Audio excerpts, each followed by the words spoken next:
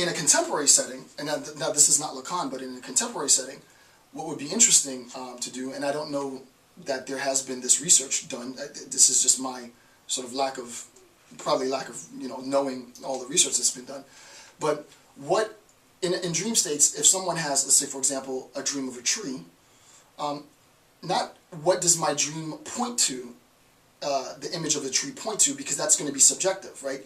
One person's image of a tree might point to my childhood happiness. One person's dream might point to my love of knowledge, and so on. But what particular brain state is the case when a person dreams of a tree, right? It hasn't been said in the literature, but if the theory is right, and if Lacan is right, and if Saussure is right, it should be the case that me dreaming of tree is localized within a particular neurological state. Granted, my interpretation is going to be subjective, but there has to be some sort of objectivity of me dreaming of tree.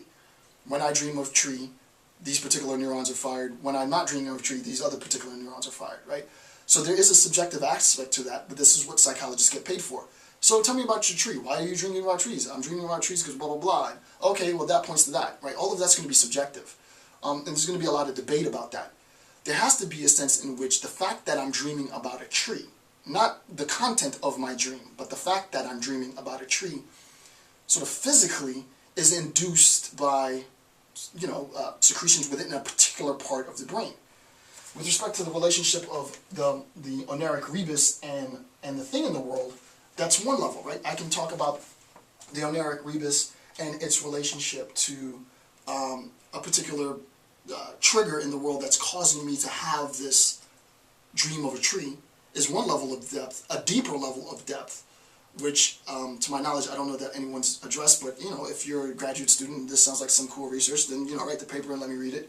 But I think a deeper level of depth is what is the objective sort of signal signification representation in someone's dreaming of a tree, right? Me dreaming of a tree, it has to be the fact that we are all dreaming of a tree. I don't think that can be subjective. The content of my interpretation of the tree can be subjective, but the fact that we're all dreaming of a tree, there has to be some type of objective facticity to me dreaming of a tree. Like, where is that dream of a tree located neurologically, right? So that's a possible implication. What he says is we see, right, images that we see, quote unquote, and that's in scare quotes because obviously we don't see in our dreams, but images that we see during our dreams, these images have nothing to do with the signification they would have if otherwise observed while I'm awake, right? And that's obvious, right? Me being awake in my car driving, and I see the red lights or the white lights, whatever lights come up in someone's brake lights, it causes me to stop. In my dream, I have a dream that I'm on a freeway and I see a red light come up and I stop. Well, the truth is, and this is sort of the cool point in Matrix, this is why I love the movie Matrix so much, Neo and Morpheus are fighting in the dream state in the Matrix, and Neo's exhausted and he falls to his knees and he's like, he's panting and he's trying to catch his breath, and Morpheus, this is when it first hits you, he's like, do you really think that's air you're breathing? Do you really think you're tired, right? No, none of that exists, right? All of this is a signifier. The entire, as Lacan has already said, the entire state of the dream is a signifier, right? Not only is it a signifier, the entire state of the dream is a rebus. And what Neo does in the Matrix is he figures out the rebus. He figures out that, oh wow, I can be in the dream state but not be of the dream state. Right? I can participate in the dream state, but I don't have to be contained within it. And then he gets his magic powers and he gets to do all the cool stuff. So this leads me, now this is not in Lacan, but this is my sort of interpretation of Lacan. This leads me to make a distinction between Lacan's notion of signifier and the traditional Saussurean notion of signifier. I call Lacan's notion of signifier prime, right? Because he really doesn't mean the same thing as Saussure. I'm not going to go as far, even though maybe other scholars will, but I'm not going to go so far as saying Lacan is contradicting or he's refuting Saussure. I don't think that he is. I think all he's doing is he's adding another level of complexity in the interrelation between signifiers rather, to the mix, right? He's saying, listen, there is another secondary source of meaning in this relationship, and that source of meaning is the relationship between signifiers. So he uses a Freudian term, and I'll write it on the board, E-N-S-T-E-L-L-U-N-G. E-N-T-S-T-E-L-L-U-N-G. Entstellung, I guess. I don't know how to pronounce that. I don't know how to speak German. Entstellung. It means transportation or disfigurement.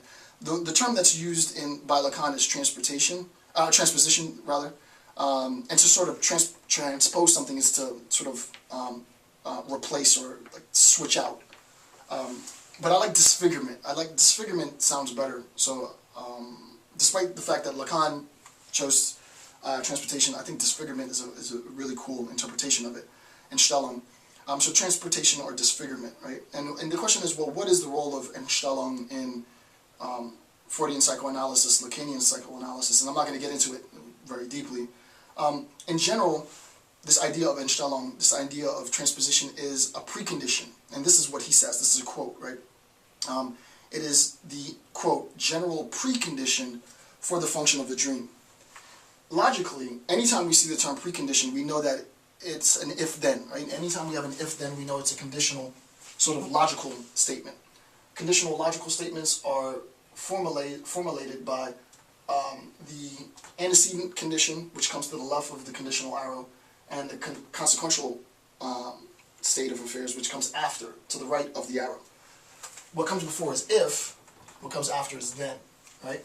So if it's the case that the state of affairs of transposition holds, and Entstellung holds, then it's the case that we now can talk about functional dream state, which leads us to recognize immediately that you cannot have a functional dream state without transposition, right? That's the first sort of conclusion that you can draw, right? And you don't need to know Freud or even Lacan to understand this. You just need to understand the syntax of what's being said.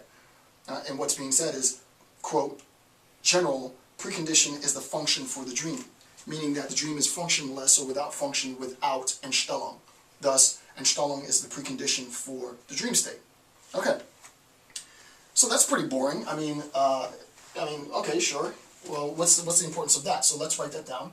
We will use Entstellung as our antecedent condition. And then we'll use the dream state as our consequential condition. Right? If this happens, then this happens. But then we recognized from earlier, right? We recognized earlier that Lacan said, and do I still have those notes? I don't have those notes. But we recognized that Lacan himself said that language was to be found within the unconscious, right? The foundation of language are found within the unconscious, and I gave you a diagram for that. Well, in this analysis, we have to recognize that there has to be some overlap between language then and the dream state, right? And that's the question that can be asked, right? What is the connection between language and the dream state? The first thing that you can ask yourself, and you don't even have to get deep with this, right? You can just very superficially. For example, this year I've devoted from January to December to learn Mandarin. And I have a Mandarin instructor, I have my Mandarin books, and I'm beginning to learn the language, right? And I'm going to do it more than just this year because I want to attain proficiency in the language. So there's a saying within sort of language acquisition that you don't truly understand the language until you begin to dream in the language, right?